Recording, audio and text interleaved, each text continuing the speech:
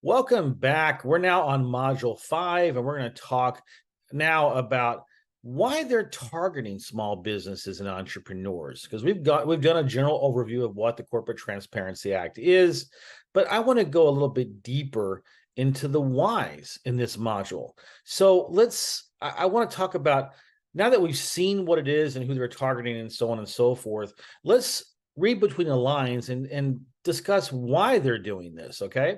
Now, at the beginning, in the course introduction, I specifically mentioned that they took a long, hard look at what the United Kingdom was doing on it with very similar legislation, and they specifically talked about how one of the results, and the government considered that a very positive thing, was that they significantly reduced the number of cash transactions.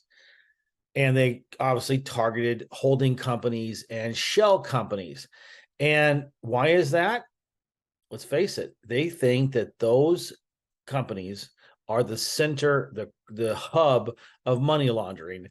Of course, the issue that we have as people that we're doing everything legal, and we're not money launderers, we're not drug traffickers, we're not human traffickers, we're not terrorism funders, is that the government has no subtlety. It doesn't know how to do anything except heavy-handed. And this is a classic example of trying to kill a fly with a sledgehammer, or imagine the government is the bull in a china shop and they're going after their enemies, but in the meantime they're destroying the entire shop, right?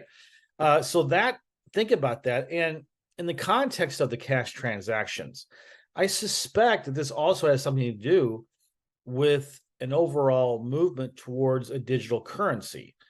So what better way to start reducing, to introduce digital currency and get people used to it, when they're making it more and more difficult to do cash transactions, and when you're starting to associate a cash transaction with suspicion of money laundering, right? So I think that's what's happening here. I think that's one of the things that are happening. It's one of the reasons why they're doing this. I think that there is so much influence by big corporations in our government that is also one of the reasons why they're specifically targeting us. Let's face it, okay? The big corporations, the big donors, they have major political influence.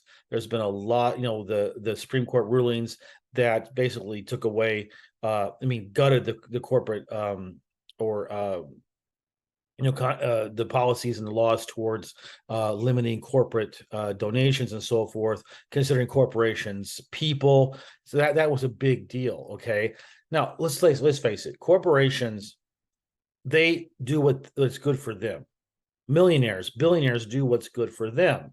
They like monopolies. In the history of our country, even though, let's go back to Teddy Roosevelt days. You may not remember that, well, not remember, but you may not know about this because most people don't do history anymore.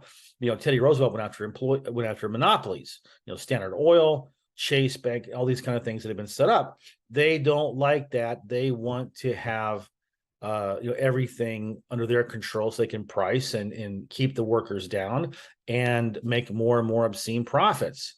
So government also, they like the money that comes in from their donors, but they also like big corporations because they're easier to monitor as well. Okay, there's not that many of them if you think about it.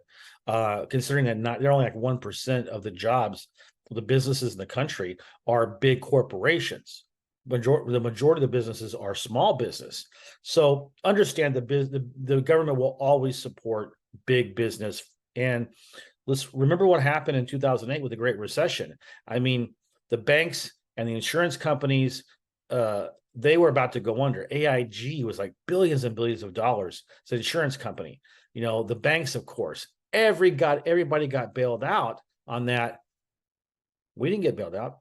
Small business didn't get bailed out. I didn't get a dime from it. My company's been around since 2003. I didn't get paid, right? So that's also, remember that the banks control, big companies and banks control the government. And so, of course, they're going to influence that to go after the small business where that's the competition. They don't like competition. I believe also that small business was learned how to play the game that the bigger companies have been using for a long time with tax shelters and holding companies, shell companies, and so on and so forth. Don't underestimate that aspect of it. It's just, they want a money grab, right? So let's get real estate. I mean, I know so many millionaire real estate investors, even the smaller fish are using these in Nevada, Delaware, Wyoming LLCs. They're using these advantages that people had, British people have been using for decades. Crypto, look at how crypto has been developing, and look how the SEC has been going after crypto in the last few years, right? And like always, as I said in the introduction, they always use money laundering, terrorism funding, human trafficking, drug dealers as the cover, but it's a money grab. Okay.